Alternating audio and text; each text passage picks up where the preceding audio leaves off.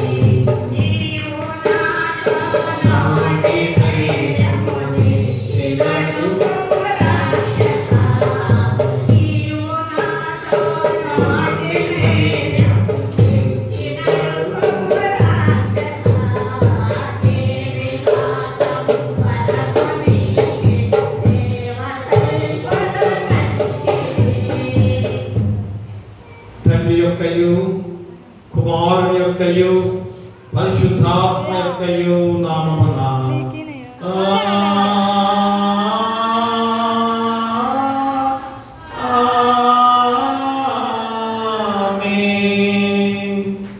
ఓ ప్రభువా నా పెదవులను తెరువుము అప్పుడు నా నోరు నీ స్తోత్రమును బయలుపరచును. ఓ దేవా నన్ను విడిపించుటకు త్వరగా రమ్ము. ఓ ప్రభువా నా సహాయము నాకు త్వరగా రమ్ము. తండ్రికిని కుమారునికిని పరిశుద్ధాత్మకును ఆదియందు ఇప్పుడెల్లప్పుడు యుగ యుగముల దుందునట్లు మహిమ కలుగుగాక. ఆమేన్ ఆమేన్ ఆమేన్.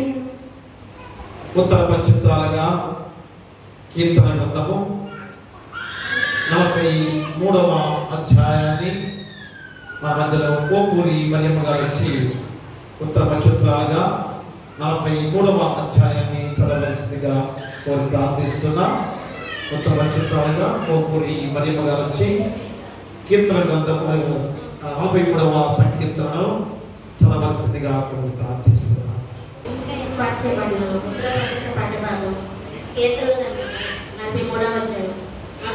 చివరి వరకు నా దేవా నాకు న్యాయము తీర్చుము. భక్తి లేని జనముతో నా పక్షున వ్యాజమాడుము. కపటము కలిగి చోద్యము చేయవారి చేతుల నుండి నీవు నన్ను విడిపించుదువు. నీవు నాకు దృఢమైన దేవుడవు, నన్ను త్రోసివేసినవి నేను శత్రువు వారి చేత ప్రాప్తులనై సంచరింపలేదా. నీ వెలుగు నీ సత్యమును బయలుదేరి చేయుము. అవి నాకు త్రోవ చూపును. అవి నీ పరిశుద్ధ పర్వతమునకు నీ నివాస స్థలమునకు నన్ను తోడుకొని వచ్చును. అప్పుడు నేను దేవుని బలిపీఠం వద్దకు నాకు అంత సంతోషమును కలుగచేయు దేవుని యొద్దకు చేరుదును. దేవా నా దేవా సితారామాయం చుట్టూ నీకు గద్యవాసములు చెల్లించగలను. అందరం కలిసి నా ప్రాణ నీ వేళకు ఉన్నావు, నాలో నీ వేళ పొందుతున్నావు. దేవుని నిరీక్షణ ఇచ్చుము. ఆయన రక్షణకర్త నా దేవుడు, ఇందులో నేను ఆయనను స్తుతించగలను. తండ్రికి కుమారునికి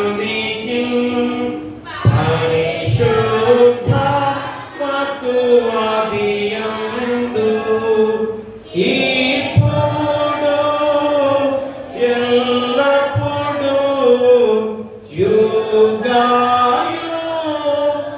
యుగములందు ఉండునట్లు మహిమా కలుగును గాక.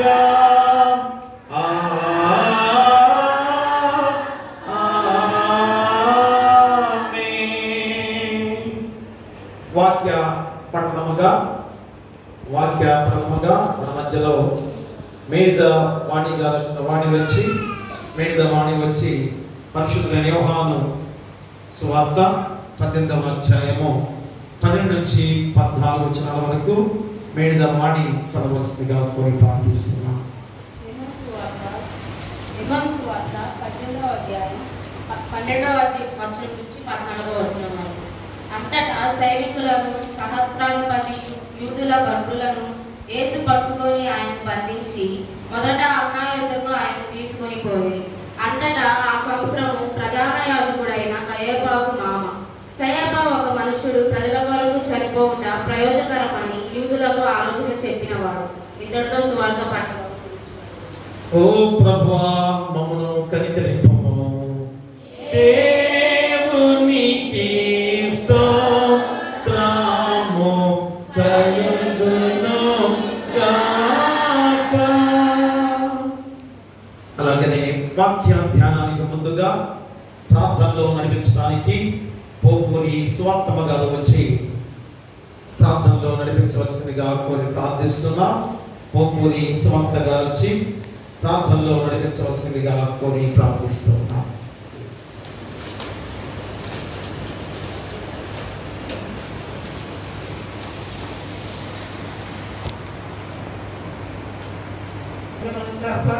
ఇదిగో నాయన నా తండ్రి శ్రమల కాలంలో ప్రభా మేము 19 రోజులు వచ్చి అనగా నాయన ఇదిగో నా తండ్రి పాటలు పాడుకోవడానికి చుట్టూ కృపను బట్టి నీకు వందనాలు ప్రభా. ఆరాధనలో తోడున్న తండ్రి నీకు వందనాలు స్తుతులు స్తోత్రములు తండ్రి.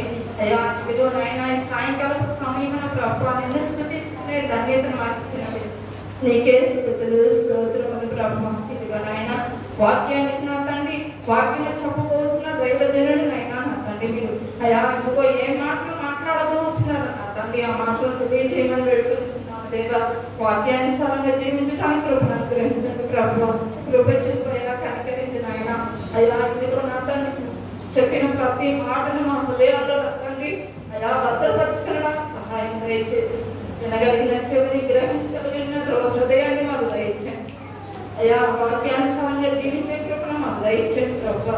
మేమందరం నా తండ్రి నిన్ను స్తుతించలాగా ప్రభు నా తండ్రి నీ వాక్యానుసారంగా నడుచుకునే ధన్యతను మాకు దయచేది. ప్రతి విషయంలో నీకు కృతజ్ఞతాస్తుతులు చెల్లించు కృపను అటు ధన్యతను భాగ్యమును ఇప్పుడు ఎల్లప్పుడూ అందరికీ అనుగ్రహించము. త్వరగా ఆయన యేసు క్రీస్తు నామములో స్తుతించి అడిగి వేడుకొని ప్రార్థన చేస్తున్నాము తండ్రి. ఆమేన్. దయచేసి కూర్చోండి.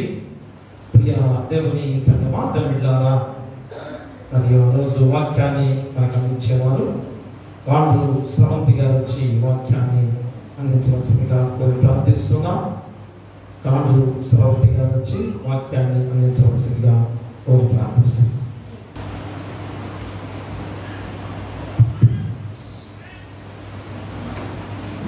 దేవుని నామానికి స్తోత్రాలు.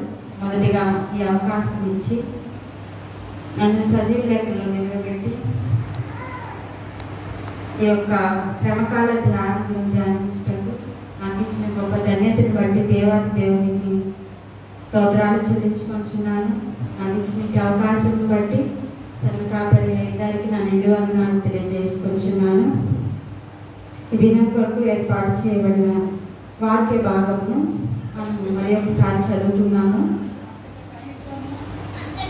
అంతటి సైనికులను సహస్రాధిపతియు యూదుల బంట్రౌతులను యేసును పట్టుకొని ఆయనను బంధించి మొదట అన్న యొద్దకు ఆయనను తీసుకొని పోయేది. అతడు ఆ సంవత్సరము ప్రధాన యాజకుడైన కయపకు మామ. కయప ఒక మనుష్యుడు ప్రజల కొరకు చనిపోవుట ప్రయోజనకరమని యూదులకు ఆలోచన చెప్పినవాడు. ఒక మనుష్యుడు ప్రజల కొరకు చనిపోవుట ప్రయోజనకరమని యూదులకు ఆలోచన చెప్పినవాడు. చిన్న ప్రార్థన చేసుకుని వాక్య ధ్యానంలోకి వెళ్తాం. సకల ఆశీర్వాదాలకు కారణమైన మా యెహోవా మా తండ్రి, దేవా తండ్రి, ఈ యొక్క నిన్న ప్రభావ ఈ విధంగా నిలవడానికి మీరు ఇచ్చిన అర్హతను బట్టి కృపను బట్టి మీకు వందనాలు స్తోత్రములు ప్రభావ. దేవా ఇక్కడ ఉన్న వారందరికంటే నేను గంగాలను గొప్పదాన్ని కాదు, కానీ కేవలం నీ కృప చేతనే రక్షింపబడి నీ వాక్యము ప్రభావ నా సహచరులతో పంచుకోవడానికి నేను ఇచ్చిన ధన్యతను బట్టి స్తోత్రం. వాక్యంని ధ్యానించుచుండగా ప్రభావ మాట్లాడుచున్న నా నోటి మాటలు వినిచున్న మా అందరి హృదయ ధ్యానములు మీ యొక్క దృష్టికి అంగీకారయోగ్యముగా ఉన్నట్టుగా సహాయం దయచేయమని మా ప్రభువును మీ ప్రియ కుమారుడైన యేసుక్రీస్తు ద్వారా అడిగి వేడుకొంచున్నాము తండ్రి. ఆమేన్. మనకి ఈ యొక్క రోజున ఏర్పాటు చేయబడిన వాక్య భాగంలో లేదంటే ఈ యొక్క వచనాలను మనం ఇతర సువార్తల్లో కూడా మరొక విధంగా రాయబడి ఉండగా మనం చదువుకొని ఉంటాం, చాలాసార్లు ధ్యానం చేసుకొని కూడా ఉంటాం. అయితే ఈ యొక్క రోజున యోహాను సువార్త నుంచి మనము ఈ యొక్క వాక్యాన్ని ధ్యానిస్తూ ఉన్నాం. మిగతా సువార్తికులతో పోలిస్తే యోహాను సువార్తలో అయితే మిగతా 3 సువార్తల్లో కూడా మనము ఒక మనుష్య రూపంలో ఉండిన ఆ యొక్క జగద్రక్షకుడైన దేవుడు ఒక మనుష్యుని కుమారునిగా వచ్చి ఆయన యొక్క మానవత్వం ఎలా ఉంది, ఆయన ఏ విధంగా జీవించాడు, ఇలాంటివన్నీ ఆయన యొక్క మానవత్వంలోని విశిష్టతని మిగతా 3 సువార్తల్లో మనం చూస్తాం అన్నమాట. అయితే ఈ యోహాను సువార్తలో మాత్రం మనం ఈ జీసస్ యొక్క అంటే యేసు యొక్క మానవత్వాన్ని, ఆయన యొక్క జీవితాన్ని మనం వినటమే కాదు, ఆయన యొక్క జీవిత సాక్ష్యాన్ని కూడా మనం యోహాను సువార్త నుంచి మనం గ్రహించవచ్చు అన్నమాట. అంటే యోహాను సువార్తలో ఆయన యొక్క మహిమ మనకు కనిపిస్తుంది. ఆయన యొక్క దేవత్వం ఎంత గొప్పదో. యేసుక్రీస్తు ఒక మనుష్య రూపుగా వచ్చినప్పటికీ ఆయన దేవాతి దేవుడైన దేవుని కుమారుడే, యెహోవా దేవుని కుమారుడే అన్న విషయం మనకి పర్టికులర్గా అర్థమవుతుంది అన్నమాట. ఇంకా ఈ యొక్క శిలువ ధ్యానం మొత్తం కనుక అంటే ఈ యొక్క 18వ అధ్యాయం మొత్తం కనుక మనం ఒకసారి మనం చూసుకున్నట్లయితే ఆయన బంధింపబడిన దగ్గర నుంచి ఆయన శిలువలో మరణం పొందేంత వరకు కూడా ఆయన యొక్క దైవత్వాన్ని మనుషులకు చూపించడం, ఆయన యొక్క దీనత్వం ద్వారా ఆయన రక్షణ అనే ఒక గొప్ప ప్రణాళికను ఆయన సమాప్తం చేయడం, ఇదంతా కూడా దేవుని యొక్క గొప్ప మహిమని మనం ఈ యొక్క యోహాను సువార్తలో గ్రహించడానికి దేవుడు మనకి సహాయం చేస్తూ ఉన్నారు. అయితే మనం ఇప్పుడు ధ్యానించుకున్న అంశంలో యేసుక్రీస్తు యొక్క అధికారం కనిపిస్తుంది, యేసుక్రీస్తు యొక్క దీనత్వం కూడా కనిపిస్తుంది. మనకి ఇవాళ ఏర్పాటు చేయబడిన వాక్య అంశం ఏంటంటే విచారణ చేయుట. విచారణ అంటే మనకి వాడుక భాషలో విచారణ అంటే కనుక్కోవడం, లేదంటే ఒక సంగతిని గురించి, ఒక వ్యక్తిని గురించి జరిగిన ఒక ఇన్సిడెంట్స్, ఏదన్నా ఒక జరగకూడని పని, లేదంటే ఏదైనా ఒక గొప్ప పని, ఒక ఆశ్చర్యం కలిగించే ఒక సంఘటన ఏదైనా జరిగినప్పుడు దాని గురించి మనం ఎవరినన్నా అడిగినప్పుడు వాళ్ళు చెప్పే సమాధానం మనం అడగడం, ఇదంతా కూడా విచారణ అని మన యొక్క తెలుగులో వాడుక భాషలో చెప్పబడుతూ ఉంది. అయితే ఇక్కడ విచారణలో మనం ఈ యొక్క వాక్య ధ్యానం ద్వారా ఏం గ్రహించవచ్చు అంటే యేసుక్రీస్తు ఈ యొక్క విచారణలో ఉన్నప్పుడు ఆయన చూపించిన త్యాగాన్ని మనం గ్రహించవచ్చు, ఆయన యొక్క సహనాన్ని మనం గ్రహించవచ్చు, ఆయన యొక్క క్షమించే స్వభావాన్ని కూడా గ్రహించవచ్చు అన్నమాట. అయితే ఈ యొక్క ముందు వచనాలు అంటే మనం 12వ వచనం నుంచి 14వ వచనం వరకు చదువుకున్నాం కదా, ముందు వచనాలు పై వచనాలు కనుక చూసినట్లయితే యేసుక్రీస్తు ఒకటే సమయంలో 2 విషయాలను మనకి చూపిస్తూ ఉంటాడు. అంటే ఆయన యొక్క అధికారం చూపిస్తూ ఉంటాడు. దేవాతి దేవునిగా నరులందరి మీద ఆయన యొక్క అధికారం, ఆయన యొక్క గొప్పతనం ఏ విధంగా ఉంది అనే దాన్ని కూడా ఆయన యొక్క మాట ద్వారా ఆయన చూపిస్తూ ఉంటాడు. అదేవిధంగా ఆయన యొక్క దీనత్వం అంటే తగ్గించుకునే విధానం కూడా ఒకటే సమయంలో చూపించినట్లుగా మనం చూడొచ్చు అన్నమాట. ఒకసారి చూద్దాము, ఎవరు చదవద్దు, నేను చదువుతాను. 18వ అధ్యాయము యోహాను సువార్త 18వ అధ్యాయము 6వ వచనంలో చూస్తే అక్కడ వారు అడుగుతారు, అక్కడికి వచ్చిన సైనికులు ఆయనను బంధించడానికి అక్కడికి వచ్చిన సైనికులు యేసుక్రీస్తు వారిని అడుగుతారు. ఏమని అడుగుతారు?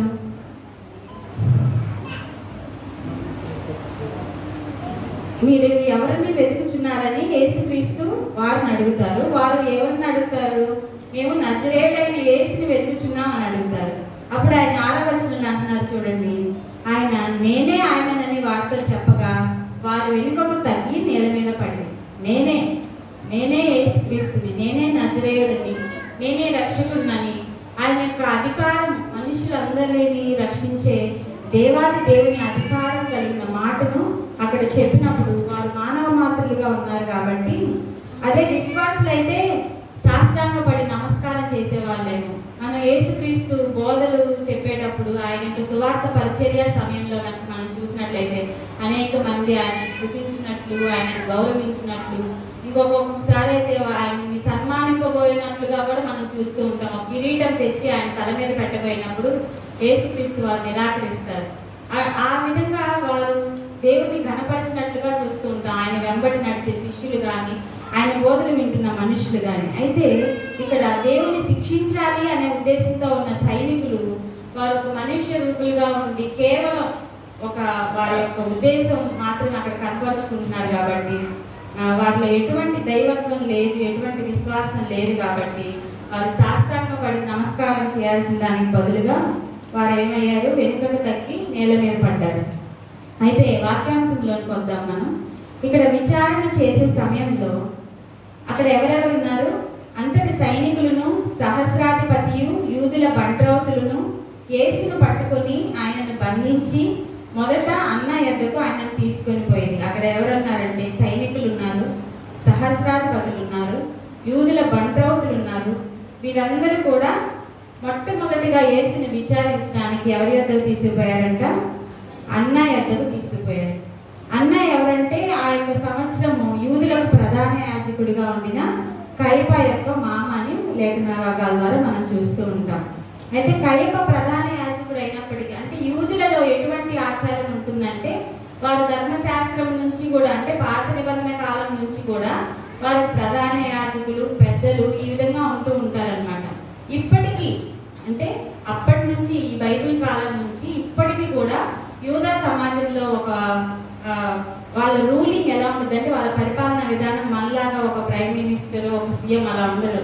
వాళ్ళకు కూడా ప్రధాన యాజకులు ఉంటారు, వారి ద్వారానే పరిపాలన కూడా జరుగుతూ ఉంటుంది అన్నమాట. వాళ్ళకి ఒక ప్రెసిడెంట్ ఉంటారు కానీ అతను కేవలం అధికారాలని అంటే వారి యొక్క రూలింగ్ ఏ విధంగా జరుగుతుంది అనే దాన్ని ప్రజలకు తెలపడానికి మాత్రమే ఉంటారు. అయితే సర్వ నిర్ణయాలు కూడా ఈ యొక్క ప్రధాన యాజకులు ఇప్పటికి కూడా తీసుకుంటూ ఉంటారన్నమాట. అది యూదుల యొక్క వారి విధానం, యూదా సమాజంలో ఉన్నటువంటి పాలక విధానం అన్నమాట. అయితే ఇదే పాలనలో ప్రధాన యాజకుడుగా కయప ఉన్నాడు. ఈ యొక్క కయపాకు మామగా ఉన్న అన్న అక్కడ కయపాకు బదులుగా పెద్దనం చేస్తూ ఉంటాడనమాట. ఇంకా మనం లూకా సువార్త, మార్కు సువార్త, మత్తయి సువార్తలో ఈ యేసుక్రీస్తుని ఆఖరి తీర్పు, ఈ వృత్తాంతం అంతా కూడా మనం చదువుకున్నట్లయితే మనకి ఇంకా క్లియర్గా తెలుస్తుంది. అయితే ఈ ప్రధాన యాజకుడైన ఈ కయప దగ్గరికి వచ్చే కంటే ముందుగా కూడా అన్న దగ్గరికి తీసుకొని వెళ్ళినట్లుగా మనం చూస్తూ ఉంటాం అన్నమాట. అయితే ఈ విధంగా యేసుక్రీస్తును ఒక కయప దగ్గరికి మాత్రమే కాదు, ఒక అన్న దగ్గరికి మాత్రమే కాదు, తర్వాత ఎక్కడెక్కడ తీసుకెళ్తారు? ఎవరన్నా సహాయం చేస్తారా నాకు? ఇంకా ఎక్కడ తీసుకెళ్లారు ఆయన్ని?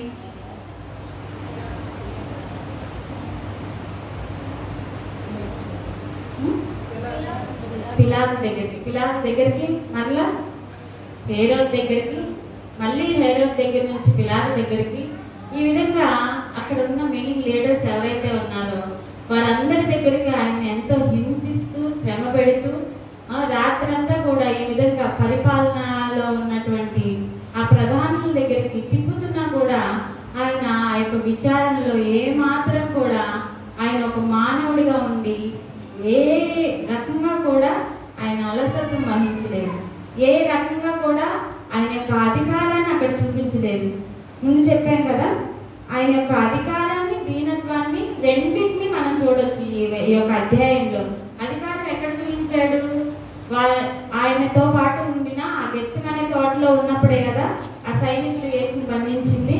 ఆ బంధించే సమయంలో క్రీస్తుతో పాటు ఉన్న యోహాను ఇతర శిష్యులను ఆయన రక్షించడానికి అధికారాన్ని చూపించినట్లుగా, ఆయన మహిమను వారికి కనపరిచినట్లుగా మనం చూస్తాం. అక్కడ 8వ వచనంలో చెప్తూ ఉంటారు, 18వ అధ్యాయం 8వ వచనంలో, యేసు వారితో నేనే ఆయననని మీతో చెప్పితిని కనుక మీరు నన్ను వెతుకుచున్న ఎడల వీరిని పోనీయుడని చెప్పాను. అంటే నన్నైతే బంధించండి, మీరు నా కోసమే వచ్చారు కాబట్టి నన్నైతే బంధించండి, కానీ వీరిని మాత్రం పోనీయండి అని ఆయన తన వారిని విడిపించినట్లుగా మనం చూస్తాం. అయితే ఈ క్రీస్తును, యేసుక్రీస్తుని కనుక మనం కేవలం ఒక నామమాత్రపు క్రైస్తవుని గానో, లేకపోతే ఒక క్రైస్తవ మతంలో ఉన్న విధంగా గానో, ఈ యొక్క మతపు అద్దాల గుండా చూస్తే మనకి యేసు యొక్క అసలైన రూపం మనకు కనిపించడని ఒక క్రైస్తవ పండితుడు చెప్తూ ఉంటాడు అనమాట. మతపు అద్దాల గుండా చూడటం అంటే ఏంటంటే కేవలం క్రైస్తవ్యం అనే ముసుగును ధరించి మనం గనక నిజమైన క్రైస్తవునిగా బ్రతకకుండా ఈ లోకస్తుల్లాగానే బ్రతుకుతూ ఉన్న వాళ్ళని నామ మాత్రం క్రైస్తవులుగా మనం అనేక మార్లు అనేక సార్లు అనేక మంది దైవజనులు చెప్పినట్లుగా మనకు గుర్తు. అయితే ఇటువంటి ముసుగు ధరించుకొని లేదంటే ఒక మతపు అద్దంలో నుంచి చూస్తే ఆయన యొక్క రూపం మనకు కనిపించినంత జాగ్రత్తగా వెతికితే ఆయన యొక్క వాక్యాన్ని జాగ్రత్తగా గ్రహిస్తే మనం ఆయన యొక్క మహిమను మనం ఈ అంశం నుంచి చూడొచ్చు అనమాట. అదేవిధంగా ఈ యొక్క విచారణలో కయప కేవలం ఈ యొక్క క్రీస్తు శిలువ మొత్తం కూడా అంటే శిలువ వేయటం, ఆయనకు శిలువ శిక్ష విధించడం ఇదంతా కూడా ఈ యొక్క కయప చేసిన కుట్ర అన్నమాట. అంటే ఇది అన్న కయప కలిసి పనిన వ్యూహం అన్నమాట. ఈ యొక్క శిలువ కార్యక్రమం అంతా రూపొందించబడటానికి ప్రధాన కారకులు ఎవరంటే అంటే ఇదంతా జరగడానికి ప్రధానంగా మనకి విచారణలో ఉన్నవారు ఎవరంటే అన్న కయప హేరోదు దగ్గరికి క్రీస్తుని పంపినప్పటికీ హేరోదు మళ్ళీ తిరిగి పిలాతు దగ్గరికే పంపుతారు కదా. కాబట్టి ఈ ముగ్గురు కూడా ప్రధాన పాత్రలుగా ఉంటూ ఉన్నారనమాట. అయితే కయప యూదులకు ఒక ఆలోచన చెప్పిన మనిషిగా కూడా మనం చూడొచ్చు. 14వ వచనంలో ఒక మనుష్యుడు ప్రజల కొరకు చనిపోవడం ప్రయోజనకరమని యూదులకు ఆలోచన చెప్పిన వాడు ఎవరు? కయపే కదా. కాబట్టి ఈ కార్యక్రమం అంతా కూడా ఈ యొక్క ముగ్గురి చేత రూపొందింపబడినట్లుగా మనం చూస్తూ ఉండవచ్చు. అయితే ఒక కయపానే కాదు, ఒక యూదులనే కాదు, ఒక రోమీలు ఆ సమయంలో అక్కడ ఉన్న ప్రజలనే కాదు, యేసుక్రీస్తుని సిలువ వేయడానికి లోకంలోని మనుషులందరూ కూడా బాధ్యులే అని ఒక వాక్య ధ్యానం ద్వారా మనం చూడవచ్చు అన్నమాట. అంతే కదా. వారు ఆ సమయంలో ఆయన సిలువ వేయాలి, ఏ విధంగానైనా సరే ఆయన యొక్క సేవను నిర్మూలించాలి, ఆయన యొక్క మహారక్షణ ప్రణాళికను ఏ విధంగానైనా విచ్ఛిన్నం చేయాలి అనే అంశంతో వారి మనసుల్లో పెట్టుకొని ఆయన శ్రమలకు గురి చేసి ఆయన చంపి శిలువలో ఎన్నో శ్రమలకు గురి చేసినట్లుగా మనం చూస్తాం. అయితే ఈనాడు మనం ఏం చేస్తున్నాం అనేది మనమే ప్రశ్నించుకోవాలి, మనమే ప్రశ్నించుకోవాలని దేవుడి వాక్యం ద్వారా మనకి చెప్తూ ఉన్నాడనమాట.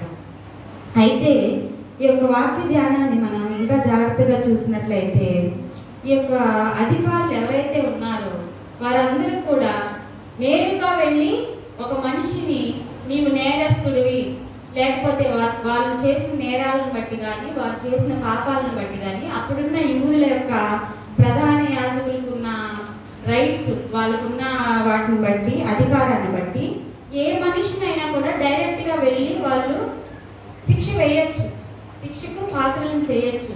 కానీ ఇక్కడ యేసును శిక్ష వేయడానికి కానీ యేసును బంధించడానికి కానీ వారు చాలా భయపడినట్లుగా కూడా మనం చూస్తూ ఉండొచ్చు. ఎందుకంటే వారు డైరెక్ట్గా ఆ ప్రధాన యాజకులు వచ్చారు. ఎవరెవరు వచ్చారు? 18వ అధ్యాయము 3వ వచనంలో యూదా సైనికులు, ప్రధాన యాజకులు, పరిసయ్యులు పంపిన బంట్రౌతులు వచ్చారు కదా. కాబట్టి యేసును యెరూషలేములో బహిరంగంగా లేదా దేవాలయంలో బంధించడానికి అధికారులు భయపడ్డారు. కాబట్టి యేసుక్రీస్తు కెద్రోను వాగు దాటి ఆ యొక్క గెత్సెమనే తోటలోకి పోయినప్పుడు రహస్యంగా ఆయనను బంధించాలని చూస్తారు. అంటే వారు చేస్తుంది తప్పు అని తెలిసి కూడా ఆయనను శిక్షకు పాత్రునిగా చేయడానికి వారు సిద్ధపడ్డారు.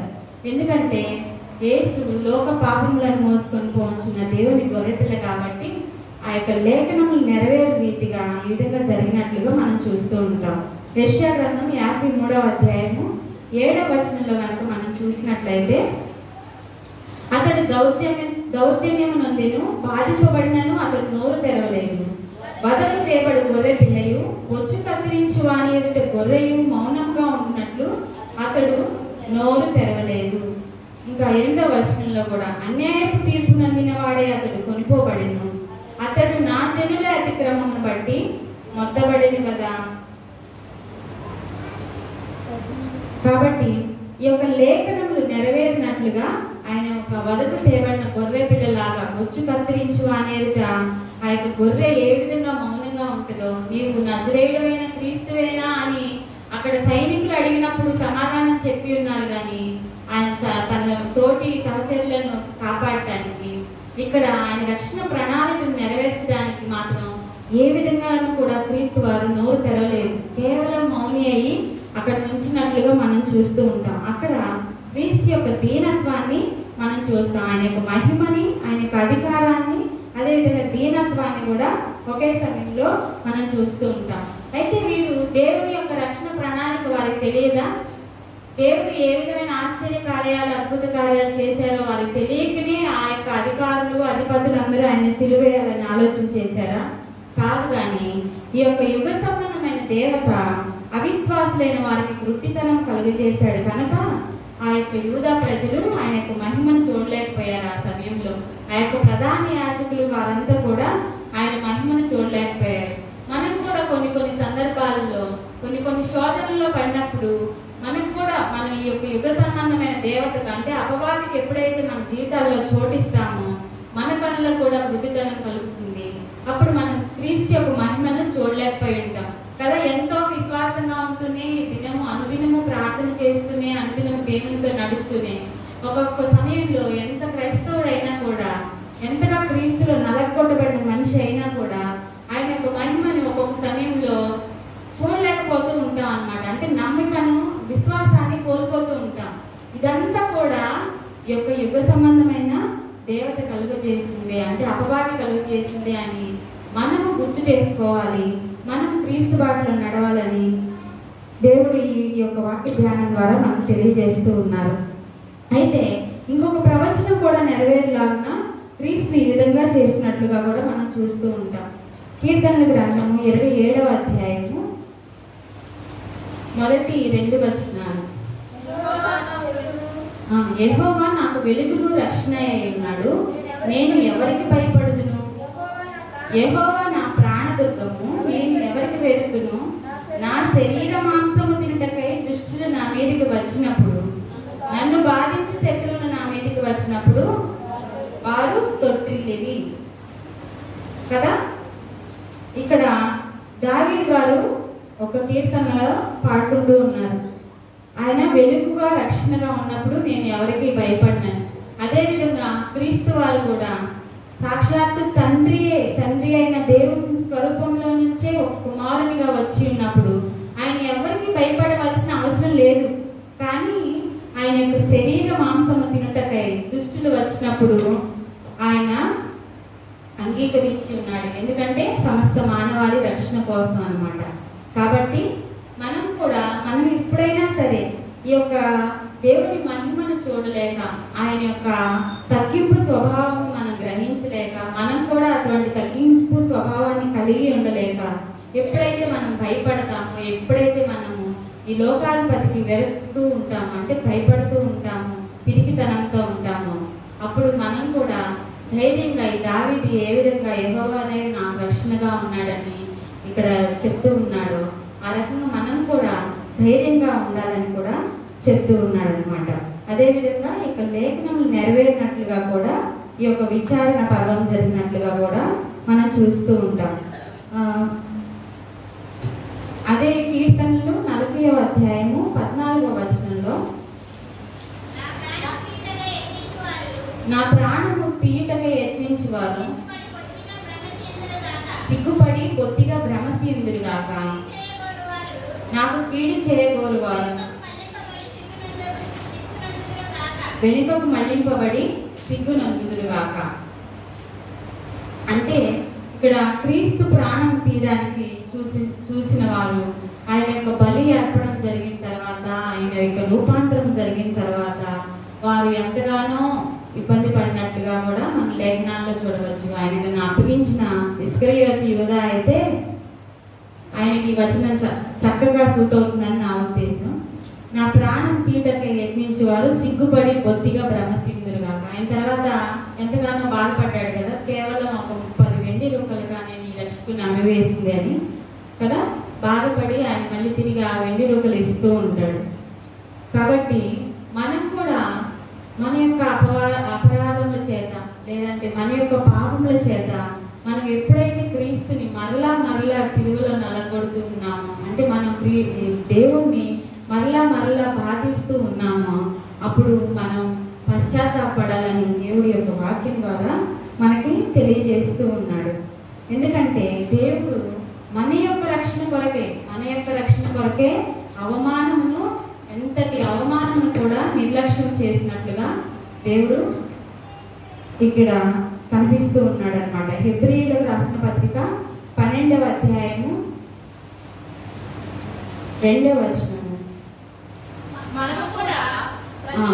అదంతా అవసరం లేదు కానీ 2వ భాగం నుంచి చూద్దాం. 2వ వచనంలో, ఆయన తన ఎదుట ఉంచబడిన ఆనందము కొరకై అవమానం నిర్లక్ష్య పెట్టి సిలువను సహించి దేవుని సింహాసనం యొక్క కుడిపార్శ్వమున ఆసీనుడై ఉన్నాడు.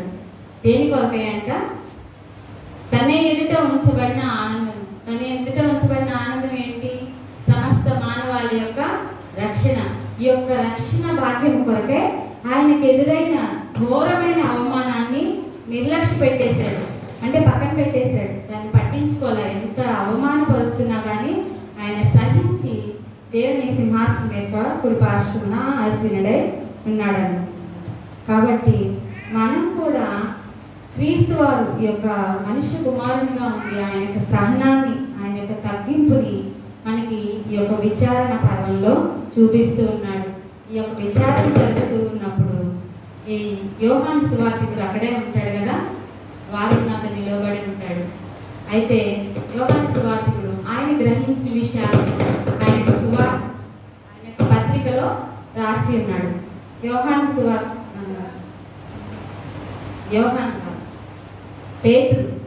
పేతురు ఆయన పత్రికలో రాసి ఉన్నాడు. ఒకసారి చూద్దాము. పేతురు రాసిన పత్రిక, మొదటి పత్రిక 2వ అధ్యాయము 2వ అధ్యాయంలో నేను ఒకసారి చదువుతున్నాను, వినండి. 19వ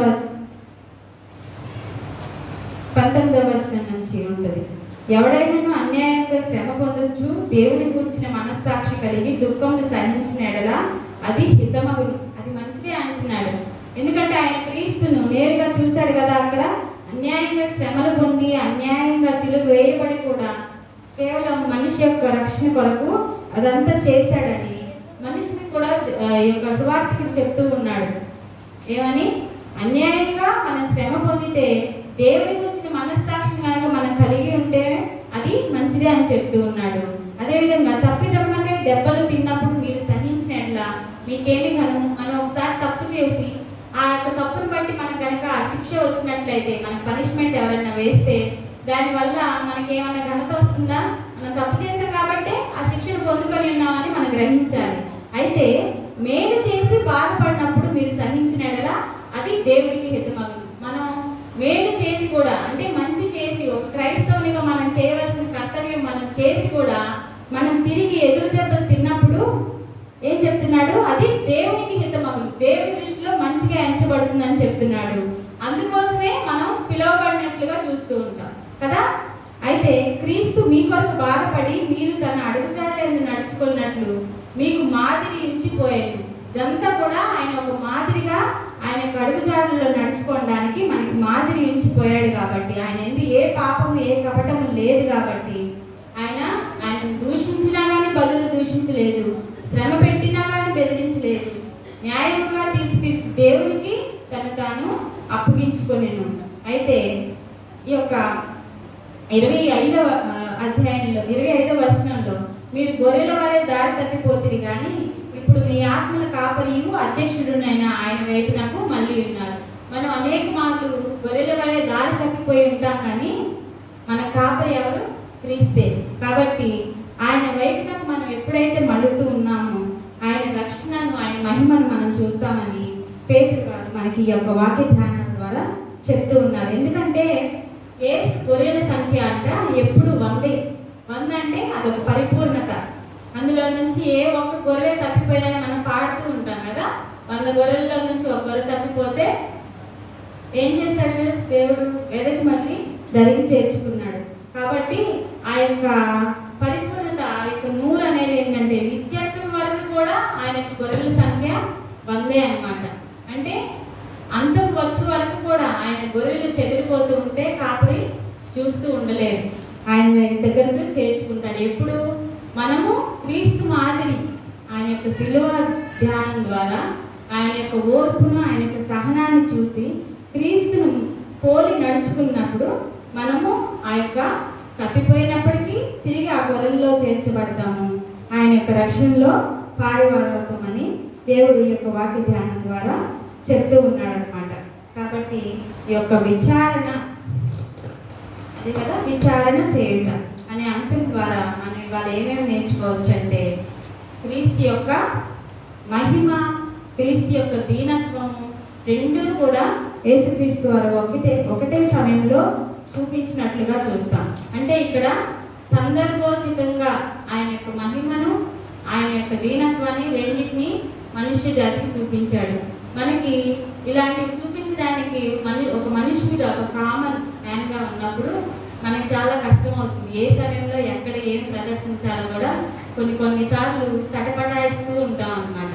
అంటే మన గొప్పతనాన్ని, నేను క్రీస్తు యొక్క బిడ్డని అని మనం అధికారంగా చెప్పుకోవచ్చు, మనం అదొక ఆధిక్యతగా చెప్పుకోవచ్చు రక్షింపబడిన వారంగా ఉన్నప్పుడు. కానీ చెప్పవలసిన సమయంలో మనం చెప్పలేము. అదేవిధంగా దీనత్వాన్ని కూడా, ఆయన రాజులకు రాజు అని ఆయనకు తెలియదా? ఆయన సర్వలోకానికి రక్షకుడని ఆయనకు తెలియదా? మేము క్రీస్తువేనా అన్నప్పుడు ఆయన మేము అన్నట్టే అన్నాడు, కానీ మారు మాట కూడా పలకలేదు. అనేక మంది ఆయన అరచేతులతో ఆయన చంపలపై కొట్టినప్పుడు, ఆయన గడ్డను పీకుతున్నప్పుడు కూడా ఆయన కేవలం మౌని అయి ఉన్నాడు, కానీ మారు మాట మాట్లాడలేదు. అటువంటి దీనత్వాన్ని మనం ప్రతి సమయంలో కలిగి ఉంటామా? కొన్నిసార్లు మనుషులుగా ఉన్నప్పుడు కొంతమంది అంటారు, ఎక్కువగా పురుషులు లేదంటే యవన దశలో ఉన్నటువంటి బాలుడు అంటూ ఉంటారనమాట, నా గనక కోపం తెప్పించామనుకో ఇంకంతే. అంటే వాళ్ళకి కోపం తెప్పించుకోవడం మనం. కాబట్టి ఒక పీక్ పాయింట్స్కి వెళ్ళినప్పుడు, అంటే ప్రతి దానికి మన యొక్క ఎమోషన్స్కి ఒక లిమిట్ ఉంటుంది అనమాట. ఆ లిమిటేషన్స్కి దాటి వెళ్ళినప్పుడు ఆ దీనత్వం, ఆ సహనం ఇవన్నీ కూడా మనం మనుషులుగా కోల్పోతాం. కానీ ఎప్పుడైతే మనం క్రీస్తులో ఉంటామో అప్పుడు మనం నిజమైన క్రైస్తవునిగా నిలబడగలుగుతాం. అప్పుడు మనం సందర్భోచితంగా మన యొక్క క్రైస్తవ లక్షణాలని చూపించగలుగుతాం అన్నమాట. కాబట్టి సామెతల్లో చెప్తుంటాడు, సమయోచితంగా పలుకబడిన మాట అంట చిత్రమైన వెండి పళ్ళెంలో ఉంచబడిన కానుక వంటిదంట. ఏదైనా ఫంక్షన్ అప్పుడు కానీ, ఏదైనా పెద్ద పెద్ద విందులు, పెళ్ళిళ్ళు అలాంటివి జరుగుతూ ఉన్నప్పుడు మంచి మంచి వస్తువులు లో పెట్టి కానుకలు ఇస్తూ ఉంటారు. ఆ కానుకలు ఎంతో ప్రీషియస్, ఎంతో విలువైన వాటిగా అందరూ వాటిని చూస్తూ ఉంటారు. అంటే వాటికి అంత విలువ ఉంటుంది అనమాట. అదేవిధంగా మనిషిని నోటి నుంచి వచ్చే ఆ సందర్భానుసారమైన మాట కూడా అంతకంటే విలువైందని దేవుడు సెలవిస్తూ ఉన్నాడు అనమాట. ఆయన మాట పలకవలసిన చోట పలికాడు, పలకకూడని చోట పలకకుండా మౌనంగా ఉన్నాడు. అటువంటి మానవ స్వభావాన్ని, అటువంటి క్రైస్తవ స్వభావాన్ని మనం కలిగి ఉండాలని దేవుడు చెప్తూ ఉన్నాడు అన్నమాట.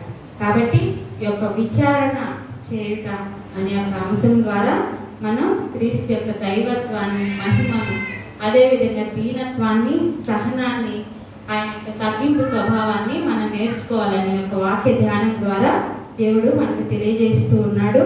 ఇటువంటి వాక్యాన్ని మనం విని వదిలివేయకుండా మన హృదయాల్లో భద్రపరుచుకొని నిజమైన క్రైస్తవునిగా జీవించడానికి దేవుడు మన కృపను, రక్షణను దయచేయాలని దేవుడి పేరిట అడుగుతూ ఉన్నాను. ఈ యొక్క కొద్ది వాక్యం దేవుడు దీవించిన గాక.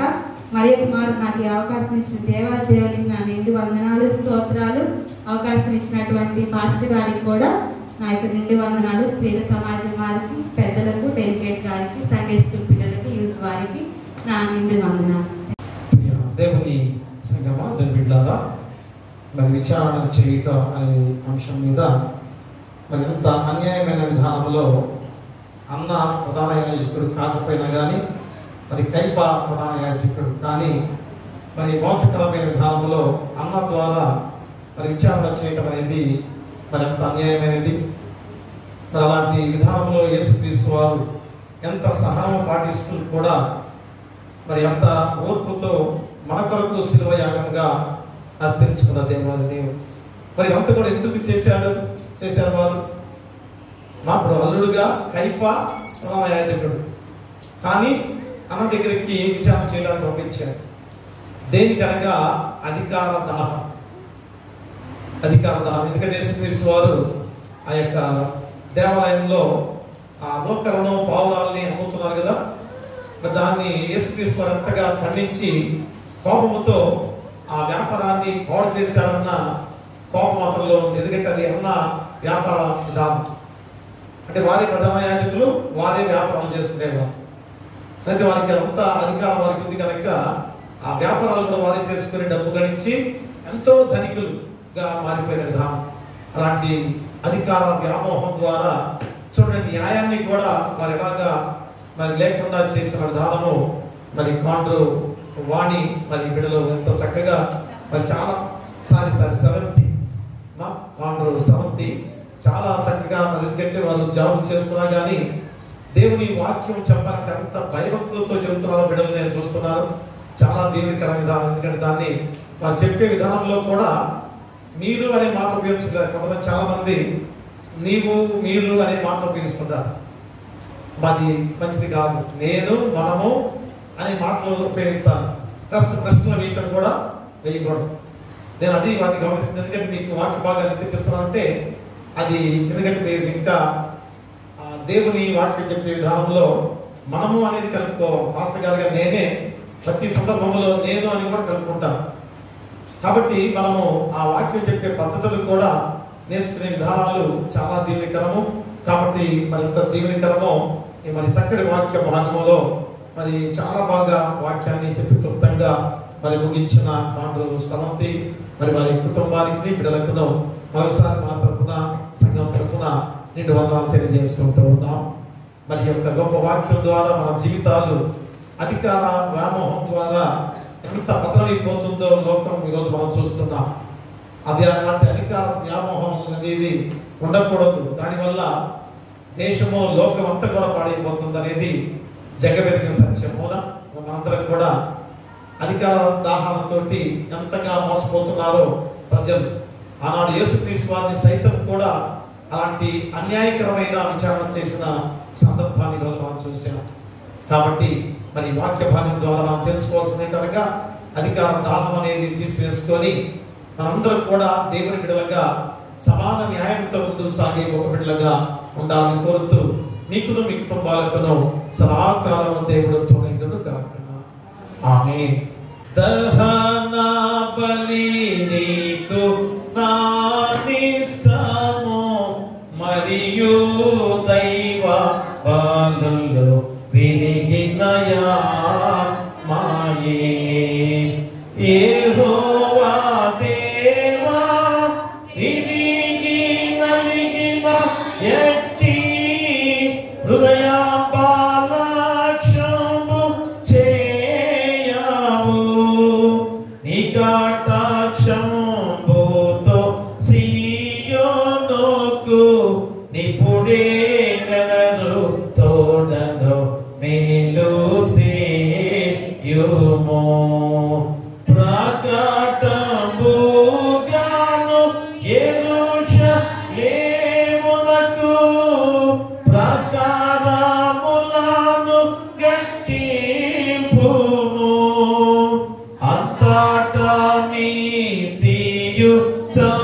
నీతియుక్తములో బలులు యాగములు సర్వగా హోమము ఎంతో ఇష్టము బలిపీఠము మీద ఎన్నో కోడెల జనుల పిల్తురు దహన బలి నీకు నానిష్టము మరియు దైవ బలులు విరిగిన యాత్మాయే. ప్రార్థిద్దాము. మహాగరుడా, మహాపరిశుద్ధుడా, మా మిక్కిలి ప్రియ పరలోకపు తండ్రి, పరమండలమందు ఆశీనుడిగా ఉన్న గొప్ప దేవ, మీకే వేలాది స్తుతులు స్తోత్రాలు. అయా గడిచిన దినం నుంచి ఈ దినం వరకు మమ్మల్ని కాచి కాపాడి మీ దగ్గరలో భద్రపరిచినందుకు కూడా మీకే వేలాది స్తుతులు. అయ్యా ప్రతి రోజు కూడా మాకు గుర్తు చేస్తున్నారు. మరి ఈ రోజు కూడా 19వ రోజు అయ్యా విచారణ చేయుట అనే అంశం. ఎందుకంటే ఎంతటి అన్యాయమైన విచారణ జరిపిన సందర్భం. ఎందుకంటే కైప ప్రధాన యాజకుడిగా ఉన్నాడు, కానీ అయా అధికారం అంతా కూడా అయా అంతకుముందు ఉన్న ప్రధాన యాజకుడైన అన్న కైప యొక్క మామ మాత్రమే. అయా అతను వాడు అల్లుడు కనుక అయా వారు ఎలాగా చేస్తున్న విచారణ దేనికనగా అధికార దాహం. అయా వాళ్ళ అధికారం పోతుందేమని యేసుక్రీస్తు వారు చేస్తున్న రాజకీయాలు చేసుకుంటున్నారు. ఎంత పత్రమైపోతున్నారు లోకముగా ఉందో అయా మాకు గుర్తు చేస్తున్నారు. ఈరోజు అదే అన్యాయమైన తీర్పులు తండ్రి. అయా పిలాతు కూడా సత్యం అంటే ఏమిటి అంటున్నాడు. మరి అంత గొప్ప న్యాయాధిపతిగా ఉన్నవాడు, న్యాయం తీర్చేవాడు, సత్యం తెలియనివాడు ఎలాగ విచారణ చేయగల మీరు తండ్రి అన్యాయం తీర్పు ద్వారా శిక్ష పడ్డారు. కానీ అయా మా కొరకే తండ్రి ఈ విధమైన అన్యాయం తీర్పు ద్వారా శిక్ష పంపించిన వారు. మరి ఎప్పుడైనా మేము తెలుసుకొని అయా మా గురించి మరి ఎందుకు ఇంతగా త్యాగం చేశాడో తెలుసుకొని ఎప్పుడైనా కానీ మా మనస్సు పశ్చాత్తాపముతో అయా దేవుని మార్గములో నడవడానికి మీ కృపా బాహుళ్యాన్ని దయచేయండి. ఎలాంటి శోధన రానియకుండా అయా వాక్యాన్ని హృదయంలో భద్రపరుచుకునే బాధ్యత ప్రతి బిడ్డకు దయచేయండి తండ్రి. ఎందుకంటే ఈ శ్రమకాల ధ్యానాలు అయా మీరు పడ్డ శిలువ శ్రమ మరణ వేదనను గుర్తు చేసుకొని అయా మా జీవితాలు మార్పు చెందడానికి ఈ 40 రోజుల ధ్యాన ప్రణాళిక ఎప్పుడైనా కానీ వాక్యం తెలుసుకొని విచారణ చేసిన సందర్భం ఎలాంటిదో, ఎంత అన్యాయమైనదో తెలుసుకొని మా కొరకే కదా ఆయన శిలువ వేయబడ్డాడు. ఎప్పుడైనా కానీ ప్రాయశ్చిత్తం చేసుకునే బిడ్డలుగా ఉండడానికి మీకు దయచేయండి. నిన్న వాక్యాన్ని పరిపు చేసి ఆ వాక్యాన్ని వెలుగుగా చేసుకున్న వెలుగు గృహాల్లో ఆపాదించుకునే బాధ్యత దయచేయండి. మరి వచ్చిన వాళ్ళు రాని వాళ్ళు, వృద్ధాప్యం ఉన్నవారు, నడివయసులు ఉన్నవారు, యవ్వన ప్రదర్శన ఉన్నవారు, చిన్నబిడ్డలు, కృష్ణోకులు, అనాథలు, అభాగ్యులు అయా గర్భిణీస్తులు సుఖసం దయచేయండి. బాలింతరాలు తల్లిబిడ్డలను క్షేమంగా ఉంచండి. పిల్లలు లేని వారి బిడ్డలు దయచేయండి. వివాహాలు కాని వారికి వివాహాలు చేయండి. గృహాలు లేని వారికి గృహాలు ఇవ్వండి. ఉద్యోగాలు లేని ఉద్యోగాలు దయచేయండి. విధుల ప్రకారం వ్యాజ్యం చేస్తూ మీ కృపా బాహుళ్యాన్ని వారికి దయచేయండి. అలాగే ఆయన ఆర్థిక ఇబ్బందులతో బాధపడుతున్న వారికి ఆర్థికంగా సాయం చేయమని వేడుకలు ప్రార్థన చేస్తున్నాం. అలాగే ఆయన ఈ సమయంలో పాడి పశువుల పక్షాలను దీవించండి. పశువుల కాపలను, గొర్రెల కాపలను దీవించండి. అలాగే అనారోగ్యంతో బాధపడుతూ సంఘంలో గాని, గ్రామంలో గాని, హాస్పిటల్లో గాని ఎవరైతే ఉన్నారో మా సంఘంలో ఎంతో మంది అనారోగ్యంతో ఉన్నారు. ఆయా గుండె జబ్బులు గాని, థైరాయిడ్ సమస్యలు గాని, ఆయా పక్షవాయువు గాని, చర్మ వ్యాధులు గాని, వేరే వేరే జబ్బులు, కాలు గాయాలు, చేతి గాయాలు, వెన్నుపూస గాయాలు, తుండి గాయాలతో బాధపడుతున్న ప్రతి వారిని కూడా యేసు నామములో గద్దించి మీ హస్తాలతో తాకి ముట్టి స్వస్థపరచండి. అలాగే నాయన మరి ఆదామయ్య గారు అదిగో కొద్దిపాటి కాలు గాయాలు నొప్పితో ఉండగా మరి పరిపూర్ణ ఆరోగ్యంతో ఆయన మీ పచ్చల్లో పాలిభాగస్తులుగా నడిపించమని మేము ప్రార్థన చేస్తున్నాం. ఇక పోపూరి జగన్ గారి విషయంలో కూడా అయా పరిపూర్ణంగా నడిచి మీ పాస నడిపి అయా చక్కగా పాటలు పాడటానికి మీకు దయచేయండి. ఇంకా ఎంతమంది అయితే మా సంఘంలో ఉన్నారో వారందరూ కూడా మంచి ఆరోగ్యంతో నడిపించమని వేడుకలు ప్రార్థన చేస్తున్నాం. అలాగే కష్టమైన పనులు చేసుకునేవారు, ఎండలు అధికంగా ఉంటున్నాయి, ఎంతో దూర ప్రాంతాలు, ఎత్తైన ప్రదేశాల్లో ఈ ఎండల్లో పనులు చేసుకుంటేనే కానీ వారి జీవనము జరగలేదు తండ్రి. అలాంటి అందరి పక్షాన్ని మేము ప్రార్థన చేస్తున్నాం. క్షేమకరంగా లాభదాయకంగా నడిపించి చక్కగా మంచి ఆరోగ్యాలతో వారు చేసే కష్టమైన పనుల ద్వారా కష్టాలను తగ్గ ప్రతిఫలం కల్పించండి. అలాగే ఉద్యోగస్తులు, దుర్ప్రాంతాల ఉద్యోగస్తులు అందరూ ప్రార్థన చేస్తున్నాం. వారు చేసే ఉద్యోగాల్లో మీరే తోడుగా ఉండి, రాకపోకలు మీరు తోడుగా ఉండండి, ప్రమోషన్తో నడిపించమని మేము ప్రార్థన చేస్తున్నాం. అలాగే వ్యవసాయదారులను, వ్యాపారస్తులు దీవించి లాభదాయకంగా నడిపించమని మేము ప్రార్థన చేస్తున్నాం. మరి ఇప్పుడు ఆయన ఈ సమయంలో అయా చదువుకునే బిడ్డలు అందరూ కూడా ఎగ్జామ్స్ రాయిపోతున్న విధానాలు, ఇంటర్మీడియట్ ఎగ్జామ్స్ రాశారు, మంచి మార్కులతో పాస్ చేసేయండి. అలాగే 10th క్లాస్ ఎగ్జామ్స్ రాస్తున్నారు, ఐదులో మంచి మార్కులతో విజయం సాధించుకొని రాకపోకల్లో క్షేమకరంగా నడిపించండి. వేరే వేరే ఎగ్జామ్స్ కూడా రాయిపోతున్న బిడ్డలుగా ఉన్నారు. మంచి విజయాలతో మంచి ఉద్యోగాలు స్థిరపడే భాగ్యత దయచేయండి. 5వ తరగతి ఎండలు ఎక్కువగా ఉంటున్నాయి, బిడ్డలు ఏ విధమైన ప్రమాదాలకు గురి కాకుండా మీ పరిశుద్ధాత్మ శక్తితో నడిపించమని వేడుకలు ప్రార్థన చేస్తున్నాం. అలాగే నాయన ఈ సమయంలో వాహనాలు వెళ్ళే ప్రతి వారిని కూడా క్షేమకరంగా నడిపించమని వేడుకలు ప్రార్థన చేస్తున్నాం. మరి నాయనా ఇదిగో ప్రతి సేవకులుగా అలాగే ఉద్యోగస్తులుగా ప్రతి ఒక్కరు కూడా ప్రజల క్షేమానికి కోరుతూ చేసే ఉద్యోగస్తులు చాలా మంది ఉన్నారు.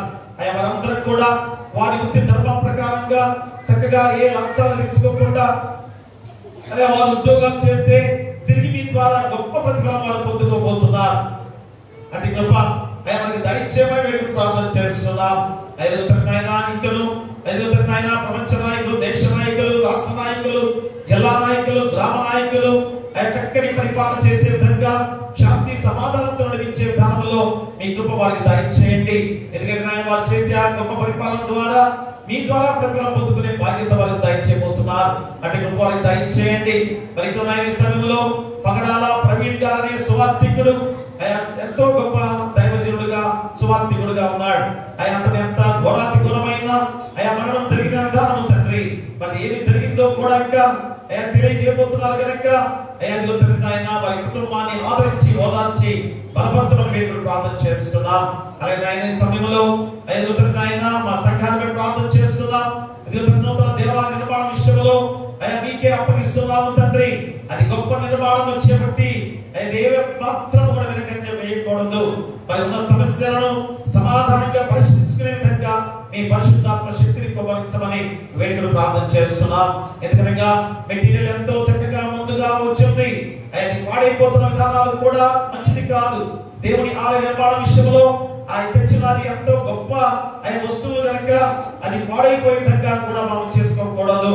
అది ఆయన త్వరలో ఆ నిర్ణయంతో ముందు సాగడానికి మీరు దయచేయండి. అలాగే మరి గొప్ప సమయంలో మా సంఘాన్ని, సంఘ పెద్దలను, డెలిగేట్ గారిని, సంఘ పెద్దలను, కుల పెద్దలను, పిసిసి వారిని సర్వాధిని దీవించి బలపరిచి సంఘాన్ని ఐకమత్యంలో నడిపించాలని మీకు దయచేయండి. అలాగే ఈ సమయంలో మరి మరి ఈ సంఘంలో ఎలాంటి శోధన రానియకుండా ఐకమత్యంతో నడిపించే బాధ్యత దయచేసి మీరు దీక్షతో ఉన్న బిడ్డలందరూ ప్రార్థన చేస్తున్నాం. ఈ యొక్క 40 రోజులు కాదు, తర్వాత అన్ని రోజులు కూడా చక్కగా మరి వారు మరి ఏ రీతిగా చేసి ఆ దీక్ష ప్రతి రోజు కూడా జీవితాంతం కూడా మంచి పరిశుద్ధమైన జీవితాలతో గడిపే బాధ్యత ఆ బిడ్డకు దయచేయండి. మరి గొప్ప సమయంలో చక్కటి వాక్యాన్ని అందించిన బిడ్డ కాండ్రు సమంతి బిడ్డ విషయంలో ప్రార్థన చేస్తున్నాం. చక్కటి కుటుంబంగా చక్కటి పిల్లలతో ఆయన కుటుంబం ఎంతో చక్కగా నడిపించుకుంటూ మంచి ఉద్యోగంలో కూడా ముందుకు సాగుతుండగా మీ పరిశుద్ధాత్మ శక్తిని కుమ్మరించండి.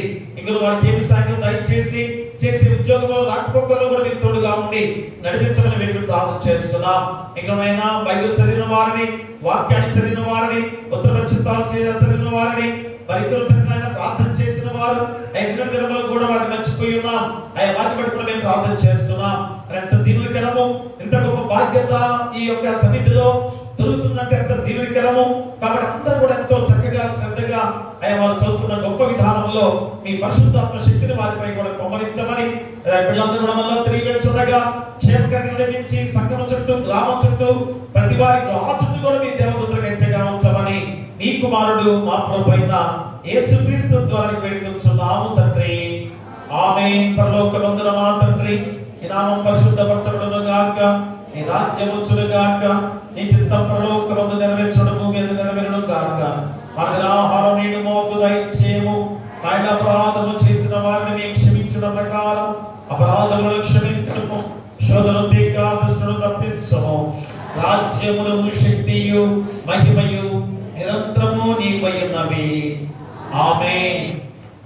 మన ప్రభువైన యేసుక్రీస్తు ప్రేమ, మన తండ్రి అయిన దేవుని కృప, పరిశుద్ధాత్మ అన్యోన్య సహవాసము ఈ 40 రోజుల సిలబస్ ధ్యానాలలో 19వ రోజు విచారణ చేయటానికి అంశం ద్వారా యేసుక్రీస్తు వారిని విచారణ చేశారంటే మనుషులుగా, మానవులుగా ఎంత పరిహీనం తండ్రి.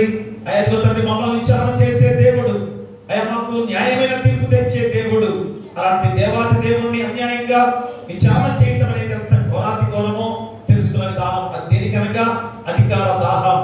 ఎప్పుడైనా కానీ అలాంటి స్థితిలో ఎవరు ఉండకుండా న్యాయమైన విధానంలో సత్యముతో నడిచే బిడ్డలుగా ఉండే గొప్ప విధానంలో విన్న వాక్యాన్ని బిడ్డలకు రాని వారికి, సంఘానికి, గ్రామానికి, రాష్ట్రానికి, దేశానికి వచ్చే ప్రతి బిడ్డలకు సదాకాలము తోడైనను గాక. ఆమేన్. కట కట పాపస కటము బాపుట కింత పటు బాధ నుండినామా. ఎటువంటిది ప్రేమ, ఎటువంటిది శాంత, ఎటులవ నిందు స్వామి. ఎటువంటిది ప్రేమ, ఎటువంటిది శాంత, ఎటులవ నిందు స్వామి. ఏ పాప మెరుగని యో పావన మూర్తి పాప